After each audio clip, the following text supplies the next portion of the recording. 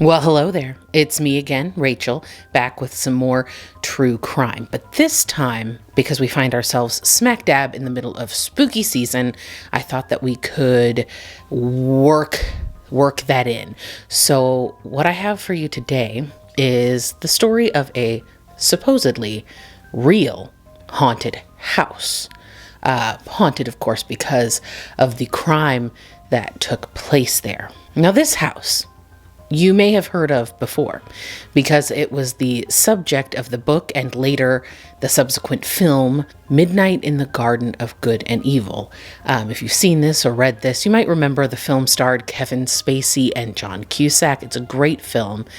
We're not going to talk about Kevin Spacey. This is not a story about him, but it is a story about the real life person who he portrayed in that film, a guy named Jim Williams. But it's not just about Jim. It's also about his house, which is a sprawling mansion in Savannah, Georgia, one of the most beautiful and allegedly most haunted cities in the United States. Today, it is known as the Mercer-Williams House. It's actually known as the Mercer-Williams House Museum, but we'll talk about that just a little bit later.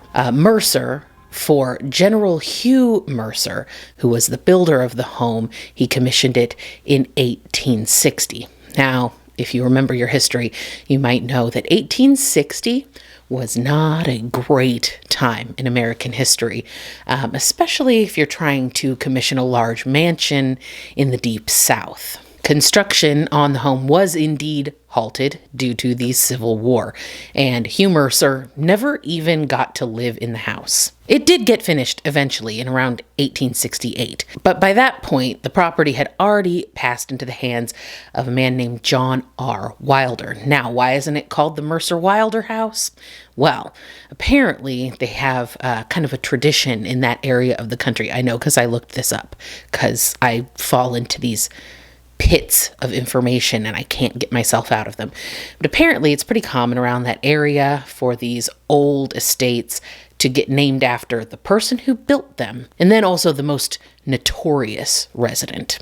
So that's how we end up with Mercer-Williams. Now, I'm not exactly sure how long Wilder lived in the home, but there was about 100 years that passed between the time the building was completed and the time that it ended up being purchased by Jim Williams. So what was going on in that 100 years? It was a Shriner's temple for a while, and then really after that, it just sort of sat abandoned and fell into disrepair. Jim Williams ended up swooping in and purchasing the property in 1969. Immediately, he began work to restore it to its former glory. Now, earlier that same year, before he had had a chance to purchase it, the house experienced its first tragedy. 11-year-old Tommy Downs worked his way onto the property. Like I had said, it was abandoned, so he was exploring it. People think that he may have been hunting pigeons. Tommy ended up on the roof and unfortunately fell off of the roof and onto the spiked fence below. Little Tommy was unfortunately killed instantly. Apparently, the spiked tip on the fence that Tommy fell on had to be removed or was broken off and remains so to this day. It was a very sad, tragic loss of young life. And shortly after that, as I said, Jim Williams purchased the property. And that's what Williams did for a living. He was a preservationist and an antiques dealer.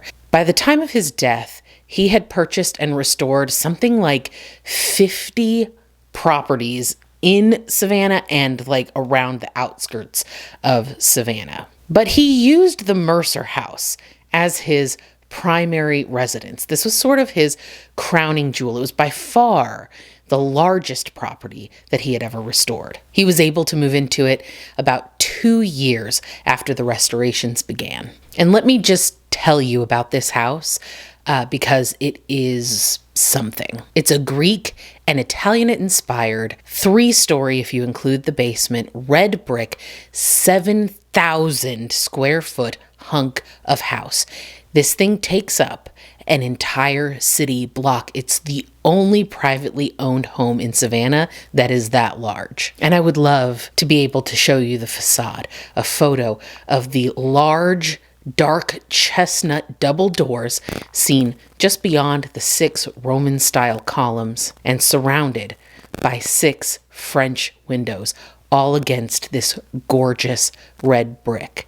And you can see it up the drive from the street through a mix of palm and old-growth deciduous trees that are just dripping with Spanish moss. It is properly Southern Gothic. I would love to show you that photo. But the current owner of the house, who is Jim Williams' sister, has put a copyright on the facade of the house. And I'm afraid that if I show you a photo of it, I'm going to get a copyright claim on this video. So you're going to just have to take my description and run with it. I will leave a link in the description to a photo of the front of the house so that you can go look at it for yourself. Now inside, on the first floor, you walk into the large foyer that runs the entire length of the house. And this is a pretty common style for really old Southern homes. And that is because before you had AC, you could open the front and the back door and get a nice cross breeze that would cool the whole house. Georgia summers are almost just as oppressively hot as Florida summers. We all know how I feel about the weather in Florida. Continuing on the first floor, there is a study, a drawing room, a dining room, a music room, and a library. And centrally located in the foyer is a wide spiral staircase that will take you to the upper floor, where you will find the ballroom, the master bedroom, and 2 smaller bedrooms. Everything is topped off with a beautiful domed stained glass skylight. And there is a carriage house around the back. I didn't get the dimensions of the carriage house, but I'm guessing it's probably about the size of the house that I live in right now. So as I said before, the house is now owned by Williams' sister, Dorothy Williams Kingery, and she runs it as a museum. So if you ever make it down to Savannah, you can go ahead and have a look inside. It's decorated with a lot of unique antiques that were once part of Williams' personal collection, although Dorothy did have to sell off quite a few of the most, expensive pieces around the year 2000. So it's not quite the same as the collection he once had, but it sounds like there's still a lot of really cool stuff in there. I'll leave a link to the museum website in the description. Oh, and fair warning, if you go on the museum tour, they don't talk about ghosts. You got to go on the ghost tour for that, but you don't get to go inside the house. Now, Jim Williams was a Georgian through and through. He was born December 11th, 1930 in the city of Gordon. He purchased his first 3 properties in Savannah at just the age of 24, and those 3 properties would lead to a 30-year career in preservation and restoration that, as I stated before, led to him restoring about 50 or so historic properties in and around Savannah. And as you can imagine, Savannah, which really holds close to its past and really finds its history very important, an intrinsic part of who they are as a city, well, they held Jim Williams in pretty high esteem. On top of the restoration and preservation, Jim dealt in antiques, and I don't mean your grandma's vintage Pyrex. I'm talking like really old, one-of-a-kind stuff, art, sculptures, furniture. And though, of course, he was buying and selling these things, he kept a lot of impressive pieces for his personal collection to decorate his 7,000 square feet of Mercer House. Quite a few of these pieces were on display in the drawing room. There was a large wooden cabinet that dated to the 1720s, and it displayed 3 Chinese porcelain vases that dated to the 1800s. There was also an impressive collection of Fabergé items, including several of the signature jeweled eggs. But perhaps the most noteworthy items in the collection were a large silver gilt box that had belonged to Tsar Nicholas II, a gift from the Shah of Persia in 1899. 1829. He also had the Tsar's leather desk folio. He had amassed a collection of 9 paintings by artist Henrietta Johnson. This collection was valued between $100,000 and $125,000. And he kept most of them locked in a closet to prevent any damage coming to the nearly 2-century-old pastel paintings, particularly from sunlight. And there is so much more in what must have been hundreds of pieces in his personal collection.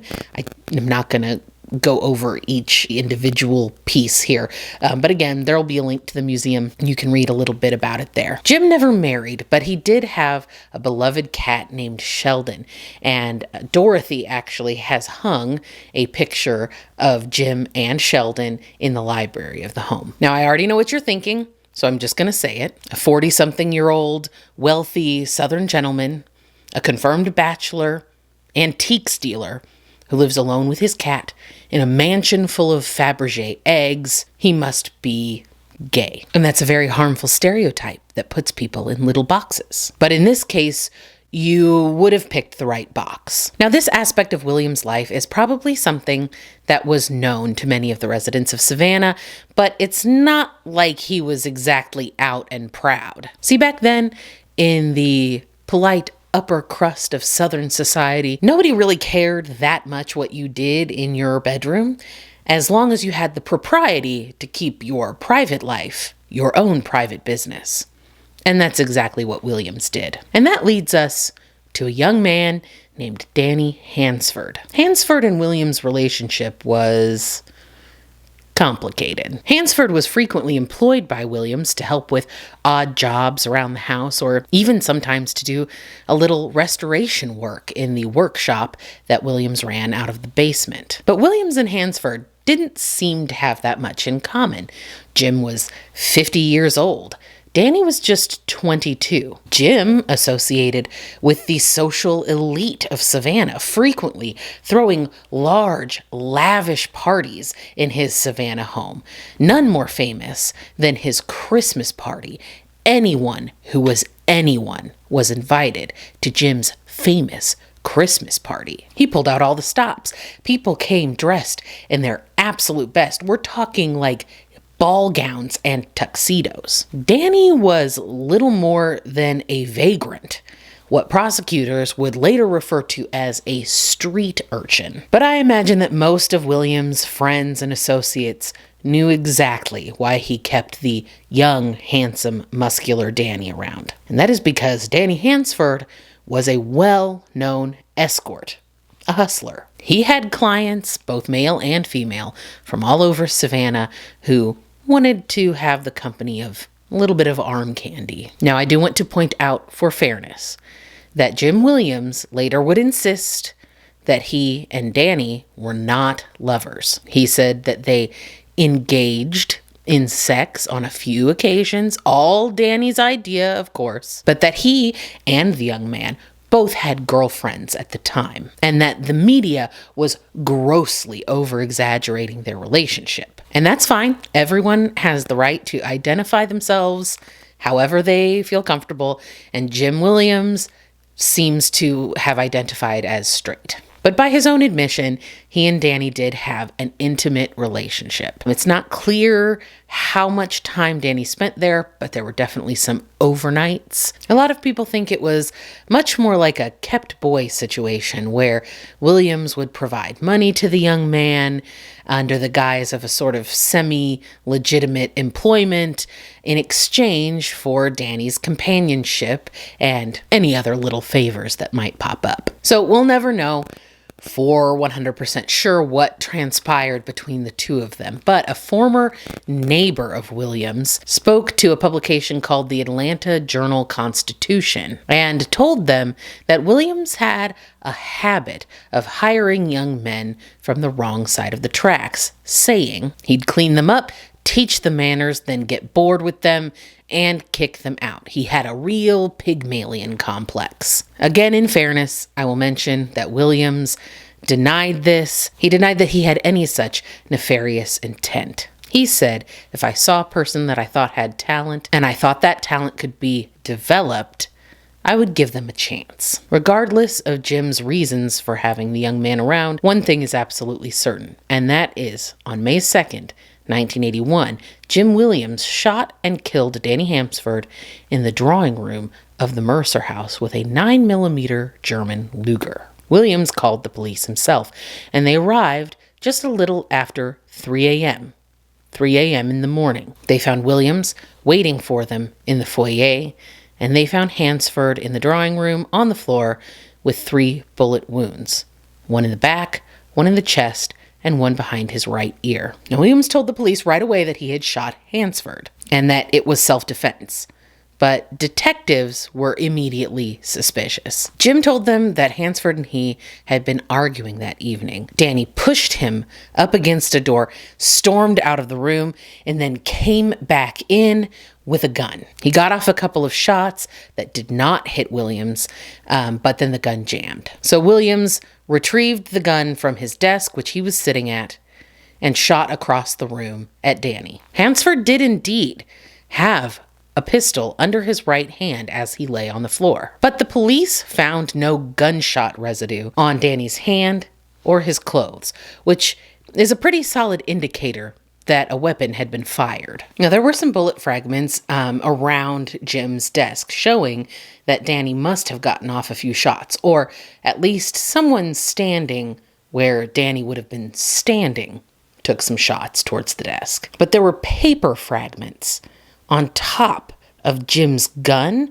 which was sitting on top of the desk. Investigators concluded that if Jim had shot second, there's no way that the paper fragments could have ended up on top of his gun, meaning that the older man must have shot his young lover first. This would also explain why police found a spent bullet on the seat where Jim Williams claims he was sitting when Danny came into the room and started shooting. Investigators also noted that Danny's hand was smeared with blood, but there was no blood or fingerprints on the gun that appeared to have been in his possession. This led them to believe that that gun had been wiped clean and placed there after Danny's hand had been pulled out from under his body, hence the smear. There was also a chair in the room, and one of the legs was pinning down the cuff of Danny's pant leg, suggesting that it had been moved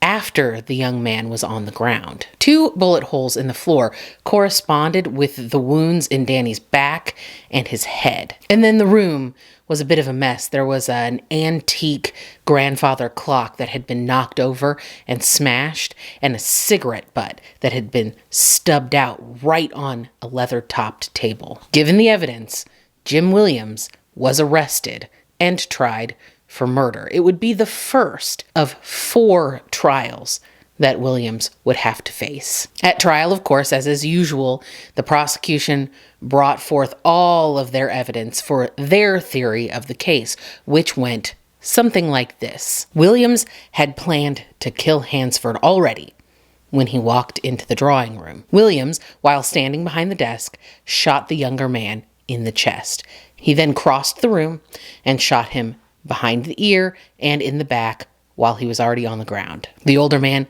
then went back to his desk, retrieved a second Luger, stood across the room, and shot back at the desk, leaving his original first pistol sitting on top of his desk. He then calls a man named Joe Goodman between 2:20 and 2:25. He doesn't call the police until 2:58, and they arrive at 3:01, leaving him a half an hour to stage the scene. He knocks over the grandfather clock to make it seem like Danny Hansford had come into the room in a rage. He then pulls the young man's hand out from under him, wipes the second Luger clean, and places it under Danny's hand. In the process of all this staging, that chair accidentally gets shifted onto Danny's pant leg. Of course, Jim's defense rebuts all of this evidence. They say there was no gunshot residue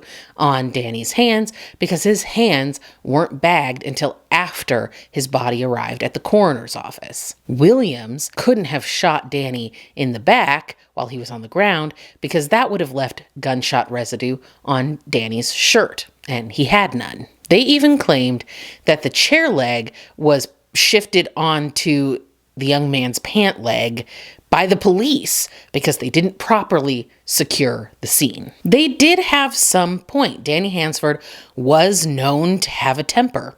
It's not that uncommon for young men. But they pointed to a specific incident, a call that Jim Williams had made to police 1 month prior, claiming that Danny had, in a rage, shot a gun in the house. Now, the officer who arrived to that call did testify. He said that Danny Hansford was in bed when he arrived at the house. Williams indicated a spot in the floor where there was indeed a bullet hole. They had to pull up the carpet in order to see this bullet hole, and the officer said that there was absolutely no way to determine if it was an old hole or a new hole or when it had been done or what made it. Of course, the prosecution came back on this call, pointing to it as evidence of Jim Williams' premeditation, saying that he basically made that call to set up the expectation that Danny Hansford was violent. In his first trial, Jim Williams, now age 51, was found guilty of first-degree murder and sentenced to life in prison. However, a successful appeal based on some inconsistency with a police witness statement got that case overturned, and Jim was given a new trial. At his second trial, Jim Williams was once again found guilty. 2 years later, another successful appeal based on some kind of technicality saw Jim Williams sitting for a third trial, this time resulting in a hung jury. They could not come to a consensus, and thus a fourth murder trial was set. This was the first time in Georgia history that anyone had been given 4 murder trials for the same crime. And in this case, fourth time's a charm. Jim Williams was finally acquitted of all charges, and in May of 1989, he was a free man. But, and we're crossing over into supernatural territory now, just 8 months after he was finally cleared of Danny's murder, Jim Williams died suddenly, unexpectedly, in the drawing room of Mercer House, nearly on the exact same spot where Danny Hansford had lost his life. The official cause of death was listed as heart failure due to pneumonia. Of course, there are some who believe that it wasn't pneumonia, but the angry spirit of young Danny Hansford that killed Williams. There's a rumor, and listen, this is only a rumor, that Williams was so haunted by the ghost of Danny Hansford that he sought out a voodoo practitioner to cleanse the home. Unfortunately, the cleansing failed, leaving Williams alone with the angry soul of the man that he had killed until he was literally scared to death. Of course, the ghost of Jim Williams himself is said to be stuck in the home now. Staff who are there after hours have claimed to see him in full form, wandering the hallways, still admiring the home he loved and took so much pride in. The most tragic of the macabre hauntings, however, has to be Tommy Downs, the boy who fell off the roof before Williams had gotten his hands on the house. Many visitors claim to see the image of a small blonde child, and some even claim that from the outside of the house, they've caught a glimpse of the boy plummeting off the roof and onto the spiked fence below, caught in a never-ending loop, reenacting his last moments even in the afterlife. As I mentioned before, Savannah, Georgia is considered one of the most haunted cities in the United States, so perhaps it's not a huge surprise that if you dare to walk past the Mercer-Williams House at night during the Christmas season, you might find that Jim Williams has not quite given up hosting his famous Christmas parties. People claim that they've seen the chandelier alight, throwing images around the room of ghostly party attendees in gowns and tuxedos, a soiree for the city's most high society spirits. Now, whether you believe the hauntings are true or not, or if you believe Jim Williams was actually innocent of the crime for which he was convicted 2 times. What is definitely true is the tragic history of the Mercer-Williams House and the undeniable influence its most notable resident had on the city of Savannah, Georgia. And most of that influence was positive. So what do you think? Do you believe in hauntings and ghosts and stuff? I low-key kind of do. Weigh in the comments. I want to know how you all feel about it. And also, if you feel like it, do you think that Jim Williams was defending himself? I'll leave some links below so you can explore the story for yourself if you want to make up your own mind on that. Like, all the people involved in the case, the prosecutor, the judge, the police are still like 100% convinced that Jim Williams was guilty of that crime. But I have to say that the judge was not very kind about Danny Hansford. Like, I don't know, he didn't have a lot of really nice things to say about him, even though he thought that Jim Williams was guilty. I don't know, kind of weird. Southerners, man, they don't mince words. They just come right out with it, say exactly how they feel, that's for sure. Anyway, thank you so much for being here with me today. I love doing this with you. Subscribe if you haven't subscribed already. Hit the thumbs up button if you enjoyed this video. Other than that, just do something to take care of yourself today and every day, and I will see you next time. Goodbye.